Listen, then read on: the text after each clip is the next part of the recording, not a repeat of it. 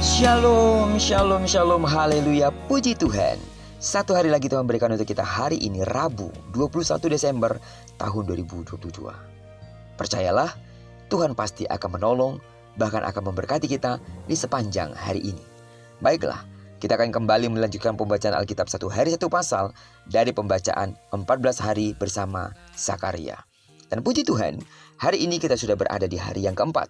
Maka kita akan membaca kitab Zakaria, pasal yang keempat ayat pertama sampai dengan ayat yang ke-14. Judul renungan kita hari ini, peran Allah tidak boleh digantikan oleh apapun. Sebagai pengantar renungan ini, saya akan coba bacakan untuk kita ayatnya yang ke-6.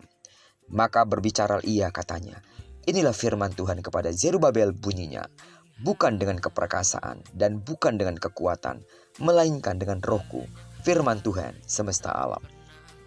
Sidang jemaat Tuhan.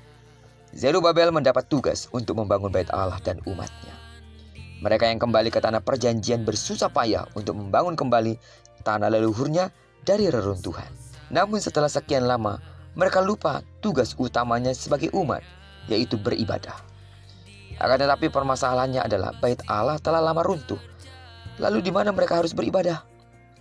Tuhan hendak memakai Zerubabel untuk menyadarkan umat Yehuda agar mereka mulai membangun bait Allah. Namun orang-orang yang dihadapi Zerubabel bagaikan gunung batu besar.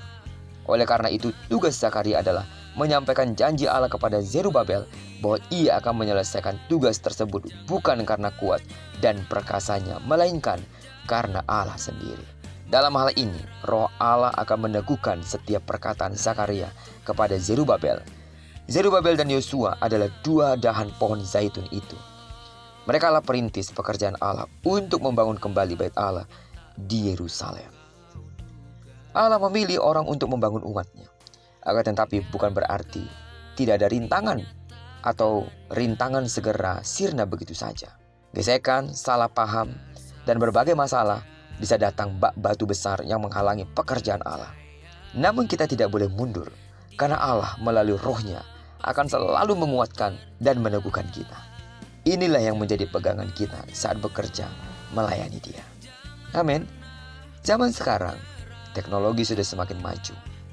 Kita patut bersyukur karena semua kemajuan bisa digunakan untuk mengatasi rintangan dalam pelayanan. Namun kita harus tetap mawas diri. Semua kemudahan itu tidak boleh menggantikan peran roh Allah.